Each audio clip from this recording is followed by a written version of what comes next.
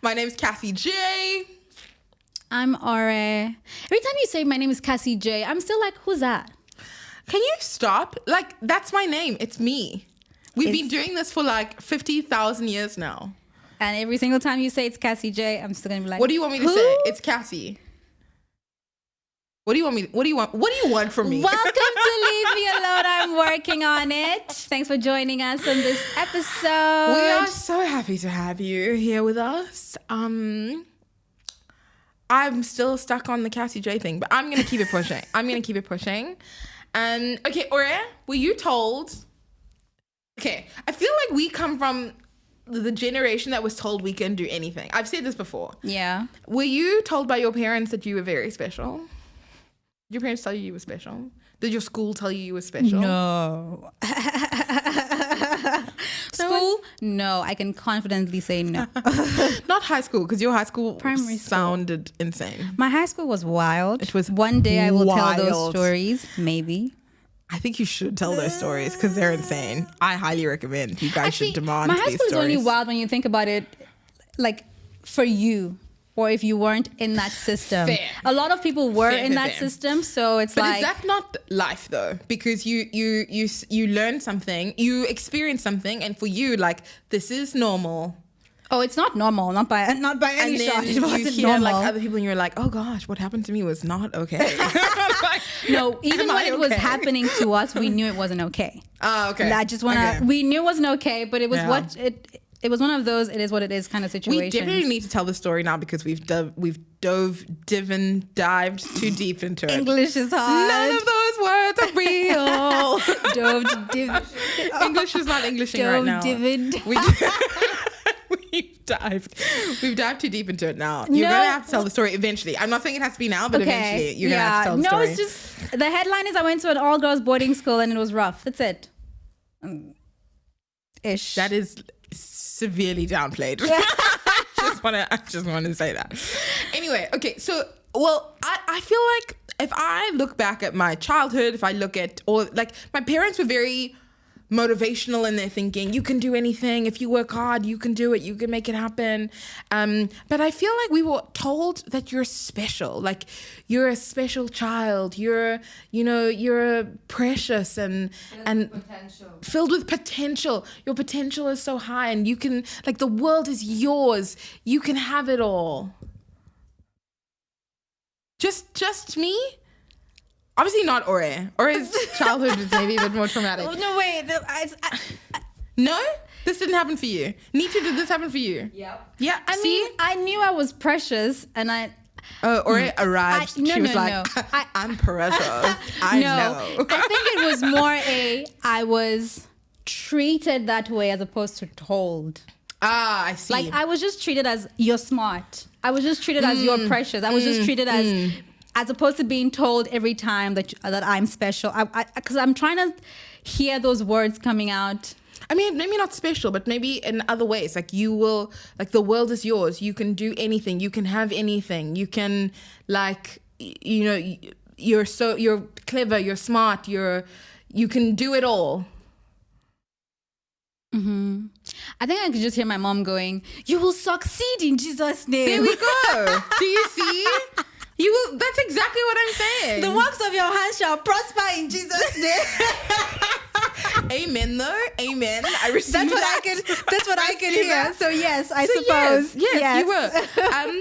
And so yeah. Okay. So absolutely, I think our generation was told in some way, shape, or form that we're special. We can succeed. We can do it all. We can achieve it. It's ours. The world is our oyster. You can do it all. Mm-hmm.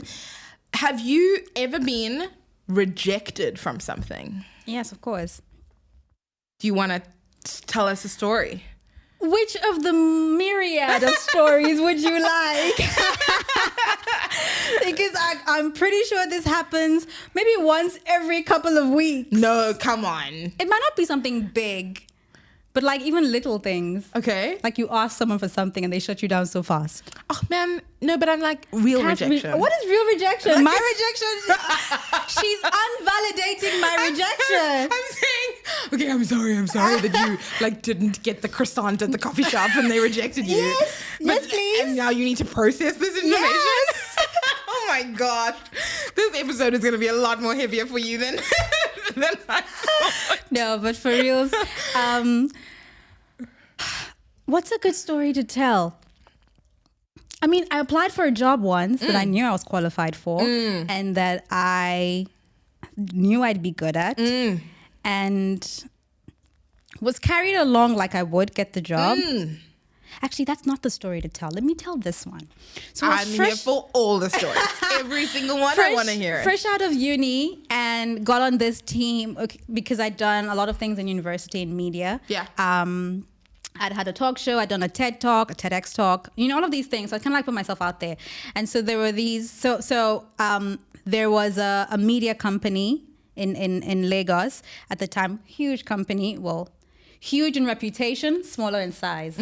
But it was a good place to go learn. And I'd wanted to get in there as an intern. And I'd applied. Nothing, crickets, didn't hear back. Applied again, tried, just nothing. So then this person who had known me from school was offered a position at that company to work on a project. And was like, hey, Ori, do you want to jump on this thing? I think you'd be a great fit. And I'm like, yes, please. I'm aligned. I'm aligned. And so I moved to Lagos because after school I moved back home. And then I moved to Lagos, started working like the second day I arrived, got on this thing, was doing so well. And honestly, this isn't even so you already had the job at this point?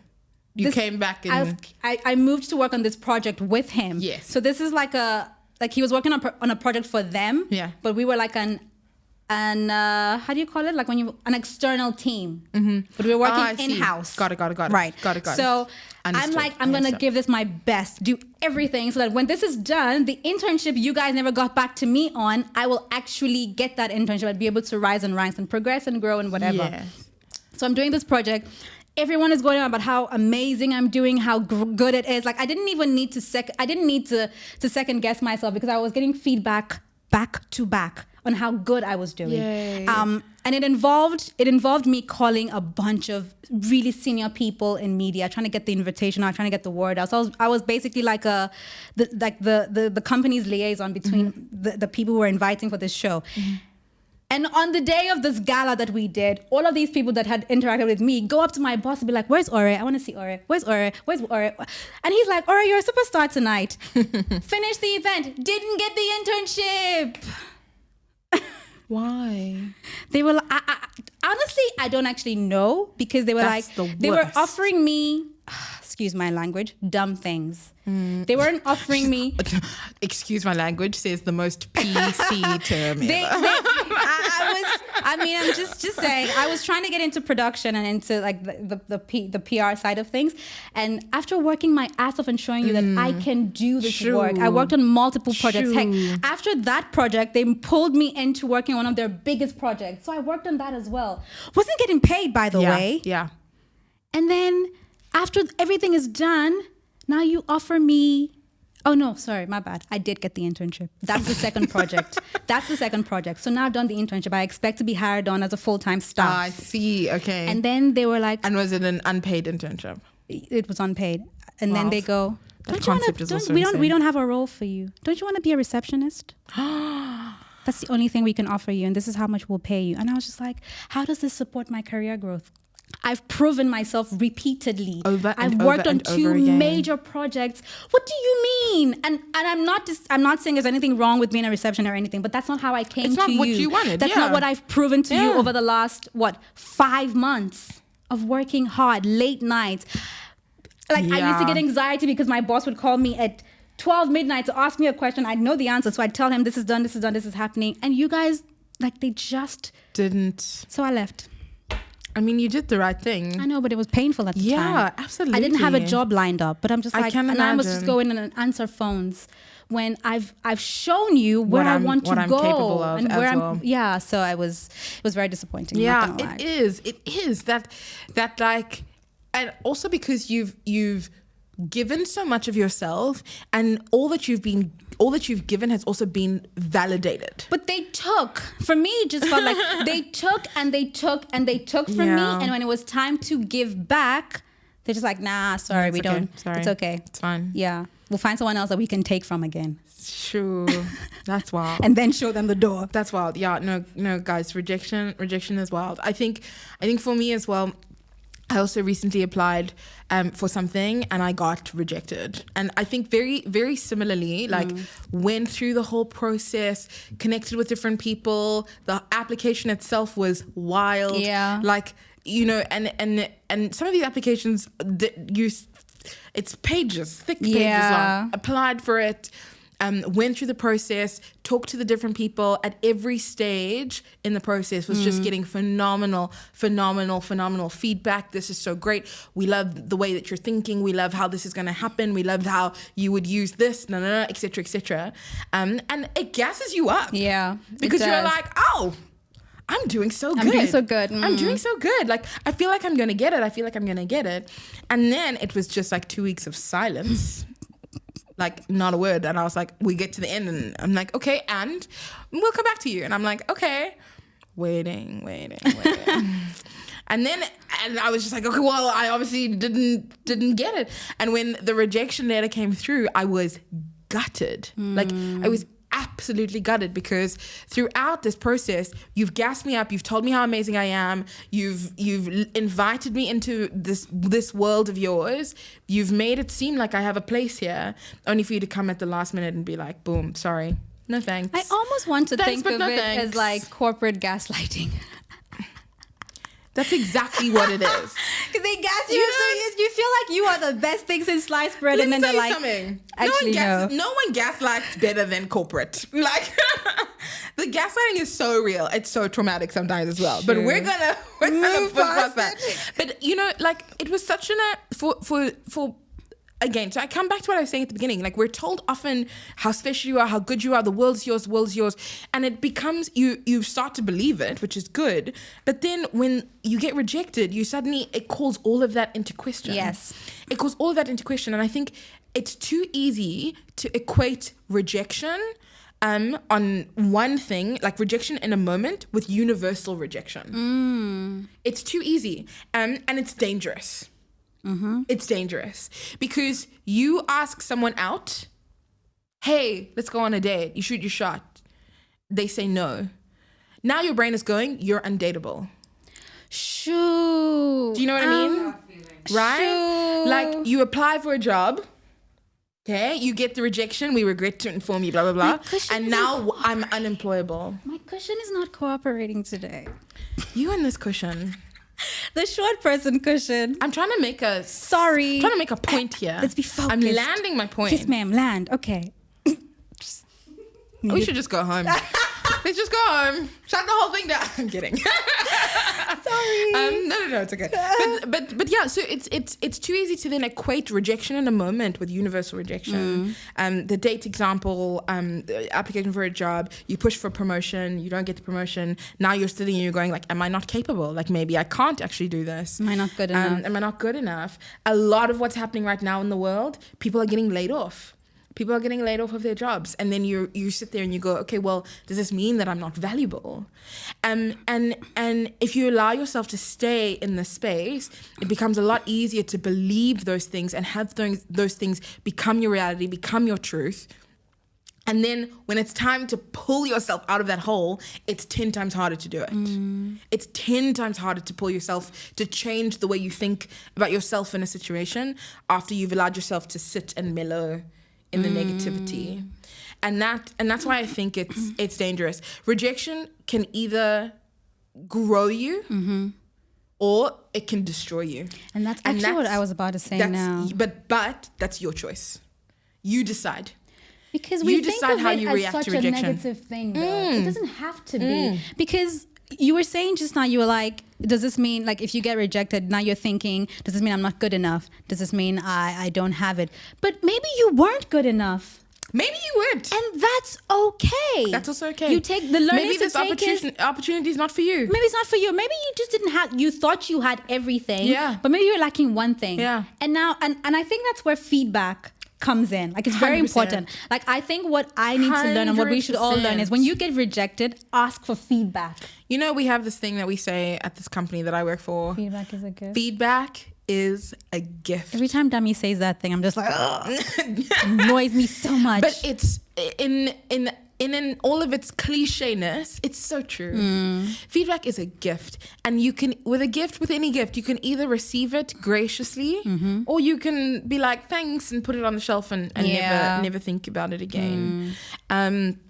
But asking for feedback. So in this thing that I applied for, like I went back to the people to be like, hey, look, it's okay, you don't want me, but I would love to understand why. I'd love to understand, like, what is the reason why I was unsuccessful in this thing, and purely again because I want to learn, so that the next time I need to apply for this thing, hopefully I'm successful the next time. And firstly, they were so gracious about giving me the feedback, which I really, really appreciated. And in the end, it came down to like two people. It came down to two groups that were gonna get the thing at the end. And I missed out on one tiny thing that is like, there's no ways I could have foreseen it. Like, it's so outside of my control. Like, it's not on me. It's not on me. Had I not sought out the feedback, though, I could have filled in the gap myself. Yes, you would have filled in the gap. I would have filled in the gap myself, because I was just like, oh my gosh, like if I think about that whole process as well, and I think the process of going through rejection is also important, because I got the rejection letter and I immediately burst into tears. I started crying. Like, I was so sad, and that's the normal reaction. Like, that emotion, like, process it. It's normal to feel what you need to feel. And again, coming back to what I was saying at the beginning, you're told all the time that you're special, and then now suddenly someone is like, hold on, you're not so special, and you're like, but I've been special my whole life. What are you saying? Like, I don't understand. And it's also in Maslow's hierarchy of needs, the need of belonging, the need of acceptance. So to be rejected and then to be sad about it, normal. Absolutely normal. Absolutely normal. It's what you do after next that's more important. Because for me, I cried and I was just like, my life. And then I was nobody like, wants nobody me. wants me. Like, oh my God. But then it was fine. I was like, okay, you know what? And then I moved on to, you move into this next space where it's like, and this is also a dangerous space. This is the space you need to be careful of. If only I was more. If only I had this. If only I was thinner. If only I was prettier. True. If only I was, more skilled. I stay in this space. This is where I was richer. If only I was a different skin color. If only I was. If only. And it's so dangerous. This is a hole that you can fall into. And this is the important place that you need to reframe. You need to reframe your thinking and reframe what it is. So for me, I was like, if only I had this thing, but I didn't have it. And then I moved into the spicy stage where I'm like, well, you know what? They don't know what they're missing. They don't know what they're missing. I'm actually amazing. I know that, like, had I been successful, I would have turned this thing into something great. I know me, and apart from it being spicy, whatever, it's also gas yourself up. Gas yourself up. Remind yourself all of the things that are good about you. You helped me in this as well, because I processed out loud with you, and Ore was able to remind me of why I'm great and why I'm good at what it is that I do. I might have done too good a job. Keep going though. I'm here for it. But like in that moment, right? Like, hype yourself up. Let other people hype yourself up. Lean on your community. Lean on your people. It's also something I'm not good at doing, is leaning on the people around me. But like, you move into that space, and I think that that's okay. Like, if you need some like fake it till you make it confidence to get through it, do the things, right? And then the last thing was, okay, this thing hasn't worked out. We now we've reframed the rejection. Now we remind ourselves, what's the goal? And we try again. What's the goal? And we try again. So as I'm working on myself and trying to build something, I learn that for every yes, there are 50,000 no's sometimes. 50,000 different no's. But it's a good way, picturing your goal, it's a good way to take back that control of all of those no's. I think what I've started doing to help me process and cope with rejection is to go into it being like, the worst that'll happen is they'll say no. Yeah. I literally just go into it being like, okay, it's the best way to do it. The worst that'll happen is they'll say no, and we'll keep it pushing, and we'll see what happens. Like, my life's not going to end because they said no. It's fine. I want this thing. I want it badly. I'm doing everything. But like, the worst that'll happen is they'll say no. They'll say no. And because for me, that helps me already. Like, I haven't poured all my hopes and dreams into this one thing fully. I've poured it a little bit, and I'm just holding some for myself. So if you say yes, there you go. Fill up your cup with my hopes and dreams. If you say no, well, at least I have half a cup for me. Yeah. Because that way, when I fall, I don't fall too far down. Like, there's something to cushion me, you know. There's something, and it's easier for me to pick myself up quicker. Yeah. But this thing you said about being spicy, that thing helps me. It helps me. Like, that phase really helps me. It's like, well, you didn't want me, and now these people want me. Or I'll sit and I'll just think, I'll be like, imagine 10 years from now when I've succeeded. Yes. And they'll be like, didn't we have an opportunity to hire this girl that we didn't do it? I think about those, and then that makes me happy. Think about that moment. Think about that. I fully welcome that. For them to be like, when you're like on the headlines there, doing the things, doing the most, and they're like, whoa, we could have worked with that, hun, but we missed out. You know, so and I think an important part of that, because gassing yourself up is sometimes hard. I want to touch back on this community thing. It's so important. I think like this week you sent me a message and you were like, help me understand something here. Oh, you know? I was about to do something dumb. So I'm like, hi. she's like, hello. I need some help to process this thing. Please do your job as a friend. Please do your job. She was taking too much time. I'm like, do your job. She literally was like, do your job. And I'm like, I'm in the middle of my voice now and I'm doing it. But again, it's that community. It's helpful, yes. The community is so helpful because you get to process out loud. You get to, and then make a decision. Anyway, community is so important. I like that you said this thing about community, because I was reading an article. When did Medium become something you have to subscribe and pay for? Thank you so much. I was thinking this yesterday. But at the same time, I'm like, it's obviously so good and maybe they need money. Well, okay, anyway, so I was reading this thing. Medium, you guys are doing so good, but we don't have money to pay you. It's so expensive. It's so expensive. I'm like, no, I need the full story. Anyway, I was reading this story where this woman was basically saying what you're saying about community, but she was even talking like in the workplace. And to your point on having people that can gas you up, she was like, you need a community of women in the workplace, in that boardroom meeting, so that when Sean steals your idea that you said 10 minutes ago and says it again like it's his idea, they can be like, nah, sir, Cassie just said that 10 minutes ago. That's Cassie's idea. You know, you need people who can consistently 100%. lift you up, even when you don't know that you need lifting. 100%. So like community, it's so important. It is so important. It's so important. So I think the one part of rejection is obviously processing rejection and not letting it get you down, and then the next part is getting back up, is bouncing back. That's a hard part. Okay, right, and that's it's tough. Like, it's not easy, but to display that resilience, to display that ability to, you know, brush it off and keep it pushing, I think is going to be a key driver of success. So But again, if you want it to be, rejection is only temporary.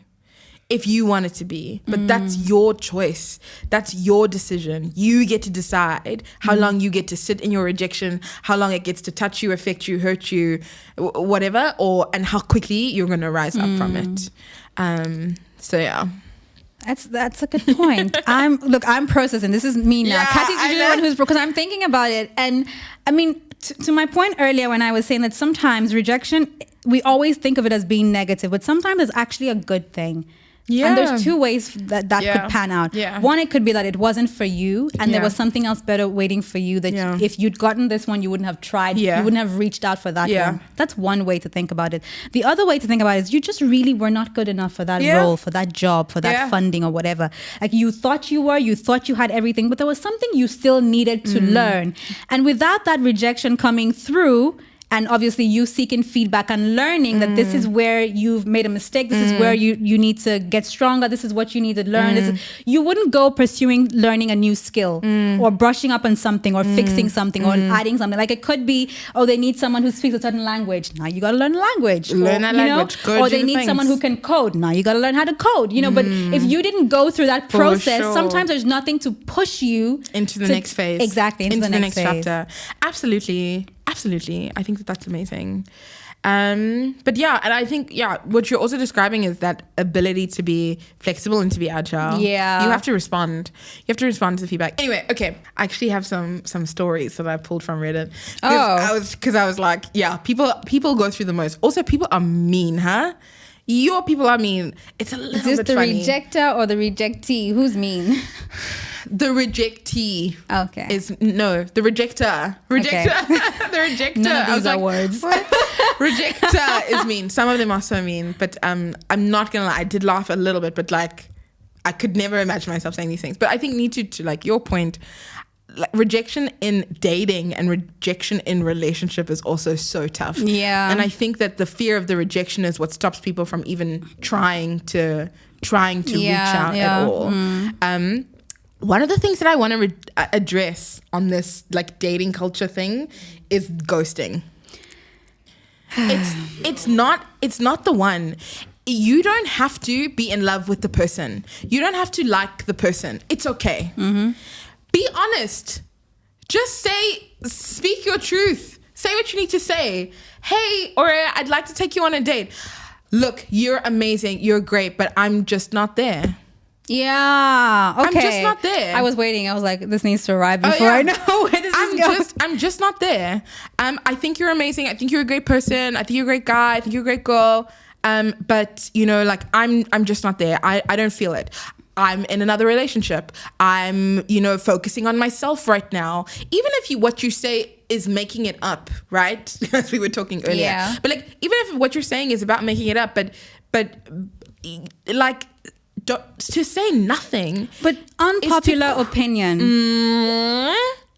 Don't kill me. I probably will. But what if you ghosted just because you didn't know how to say no? And so you just like exited the situation. I'm saying work on that thing. Well, no. Work on it. It's not right. You want to, because I think you don't want to hurt the person by saying no, but now you've ghosted and now you've hurt them either way. Yes, but this is a hurt that I don't know about. No. If I say no and you respond to me, I know I've caused you hurt. But if I just disappear and don't say anything, then I'm not aware about your hurt. But we've also just spoken about how people fill the gaps. They're going to be like, oh, it's because I'm this. Oh, it's because I'm that. Just be honest.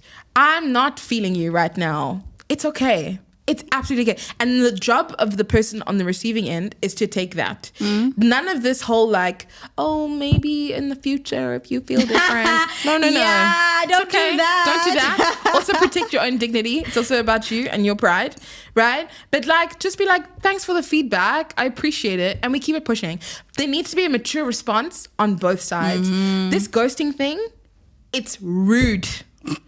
It's rude. It's mean. It's cruel. It is. It's horrible to just leave someone hanging on the other end, waiting. Especially when it's someone that you guys have actually gone on dates, you've gone out together, you've had chats, you've hung out. It feels like there's a situation coming, there's something going, and then out of nowhere, boom. Gone, disappears. It's not right. Work on that thing. It's not right. Okay, I want to read some stories quickly because I think we're also on time. Some rejection stories, some dating rejection stories, and some work rejection related stories, which I thought were quite interesting or quite funny. Do you like my phone cover? No. You don't like it? Mm-mm. Nitu, do you like my phone cover? $100 bills, y'all. Okay, anyway. I like the cassette one. I know you like the cassette one. I'm a 90s kid. I have another one that I'll bring out. I think you'll like it. I'm working on myself. Pat myself on the back here. Why? Because ordinarily I'd be like, yeah, it's pretty. Oh, like when girl, you ask speak me, the truth. Do you like I'm going to use it whether you like it or not. And that's the point right there. Like, your happiness is not my responsibility. It's not your responsibility. So, I love it. Okay, anyway. Okay. So, this is a dating one. I have a brother who is a dwarf. Okay. I watched him ask a girl out, and he'd been flirting with her for a while. And he asked her out for homecoming in a busy high school hallway.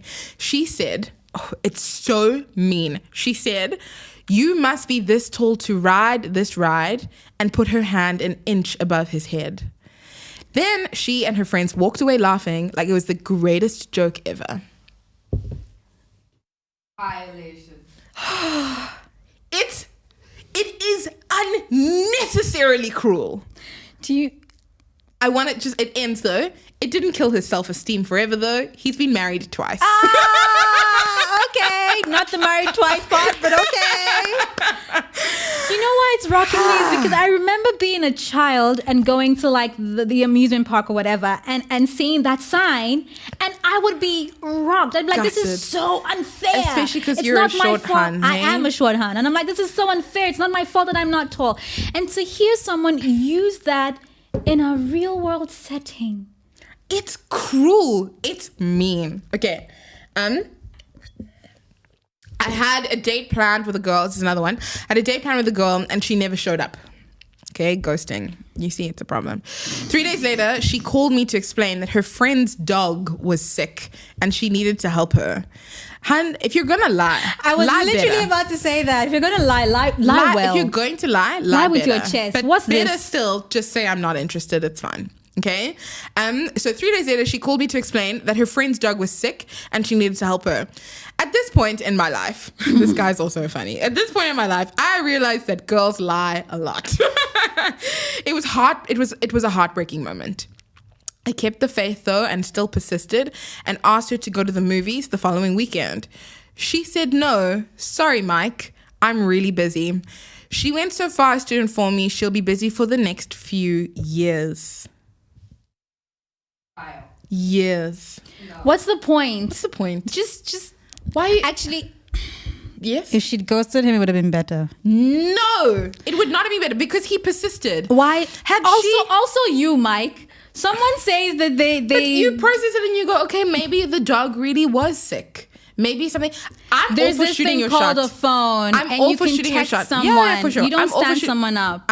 Shoot your shot. Nah, I'm all for shooting your shot.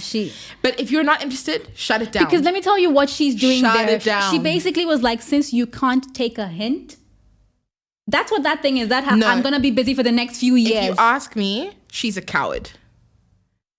Say it with your chest, Mike. You're a great guy. I'm so sorry. I'm just not interested. I'm not feeling it right now. I'm aware that that's how it should be done, but I'm just saying when someone reduces you to the point where it's like I'm not even gonna make an effort to lie to you. I hear you. You already know that they don't see value in you. You walk away. Keep it pushing. Like you need to, if you're gonna lie to me, make sure that lie is solid. Fair. You worked hard. Fair. No, I'm with you. Here's some last few rejections. Is this one corporate? These are corporate letters. Okay. So this person. Okay, I'm actually going to read it and then I'm going to tell you the background. Okay. So it's dear so and so. The name is redacted. Thank you for taking the time to meet with us to discuss the role in more detail. Unfortunately, following your interview and after a careful review of your skills and experience, we have elected to pursue other candidates at this time for this role. Please stay connected on our website. Blah blah blah for any future roles. And then the tweet is like, I got this email 2 months after I actually started working at the same company. What? I'm already in your employ and you are telling me that I'm not a fit for the role. What? Look, I think it's obviously a mix-up. HR made a mistake. But I'm just like, I would never want to be HR. Imagine receiving an email rejecting you for a role that you're currently in. It's wild. Sure. It's wild. I saw another one that was... No, yeah, it was wrong. This one, Your World, of film. Okay. So this is a tweet. So what's the worst professional rejection you've ever gotten? And this one is, so this hun, her name's Emily. She auditioned for a role, and she's deaf. Okay, and so she had auditioned for a role. We feel Emily isn't quite the right fit for the role as she is deaf. So you haven't got the role because you're deaf. But we like what she did with the character. We have decided to make the character deaf, and we'd like Emily to come in for one day and teach the girl we have cast how to act deaf. My brothers and sisters in the industry, how now? How far? What? No, that's just rude. Terrible. Why is she coming to teach someone when you clearly said that she nailed she's recreated your own role for you. She's fixed it in a way that you love it, in the way that you... So let her come in and do it. So let her come and do it? But apparently not. Anyway, these are our rejection stories. But listen, rejection is a real part of life. You need to learn to separate rejection from your self-worth, from your self-esteem, how you see yourself. It's very, very important. And then the next step is learn to bounce back. Yeah. Practice that resilience. Find it deep within you. Even if you need to dig deep, find it. Yeah. And then find your tribe. That's so going to they gas can you help up. you, yeah. They're going to gas you up, remind you why you're great. I think it's important. Yeah, agreed. Anyway, thanks so much for joining us. Come say hi on Instagram and TikTok. We promise to say hi back. You can also watch us on YouTube and listen to us on Apple and Spotify. We're so excited that you joined us today. You sound like a pastor at church closing the service. We're so excited that you joined us at today's service. We're so excited that you joined us today at today's service. Yes, cool. Have a good day, life, week. We'll see you soon. Okay, love you, bye. Okay, love you, bye. Hey, thanks for listening. Please don't forget to like and subscribe anywhere and everywhere you find your podcasts. Also, you can watch and subscribe on YouTube and follow us on Instagram and TikTok. Okay, love you, bye.